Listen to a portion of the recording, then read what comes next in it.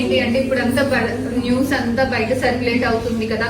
So ఏంటి మన egg, ఇప్పుడు అందరికి డౌట్ ఉంటుంది, మన ఎగ్ మనకు చాలా మంది పేషెంట్స్ అదే అడుగుతున్నారు, మేడం మరి మీరు DNA టెస్ట్ కూడా ఇందులో ప్యాకేజ్ తో పెట్టచ్చు కదా అని ఇందాక ఎవరో పేషెంట్ అడిగారు.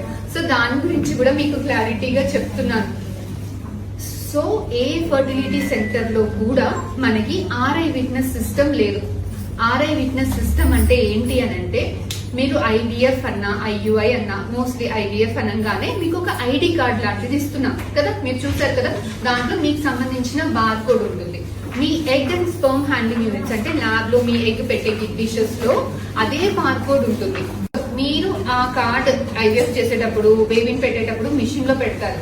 అట్ సైడ్ నుంచి వచ్చేది మీ ఎగ్, మీ స్పర్మ్ హ్యాండ్లింగ్ యూనిట్స్, మీ బేబీ అయితేనే మిషన్ యాక్సెప్ట్ చేస్తుంది, లేకపోతే బజర్ మోగుతుంది. సో దీన్ని RI విట్నెస్ సిస్టమ్ అంటారు. అంటే ఖచ్చితంగా బై మిస్టేక్ కూడా ఎటువంటి మిస్టేక్స్ జరగకుండా ఉండేదానికి అన్ని జాగ్రత్తలు తీసుకున్నాం. సో మాన్యువల్ ఎర్రర్స్, కొంతమందికి మిక్సప్ కావాలని చేసుకోకపోయినా ల్యాబ్ లో 5 కేసెస్ 6 కేసెస్ ఉన్నప్పుడు మనకి టెన్షన్ అవుతుంది కదా. ఇప్పుడు మీకు ఎంత టెన్షన్ అవుతుందో డాక్టర్స్ మాకు కూడా టెన్షన్ అవుతుంది, ఎందుకంటే బై మిస్టేక్ ఏదైనా ఉంటే మాకు కూడా చాలా పెద్ద ప్రాబ్లం. సో ఇలాంటి బై మిస్టేక్ కూడా ఎటువంటి మిస్టేక్స్ జరగకుండా ఉండేదానికి for the first time AP తెలంగాణలో RI విట్నెస్ సిస్టమ్ 49 లాంచ్ చేసింది.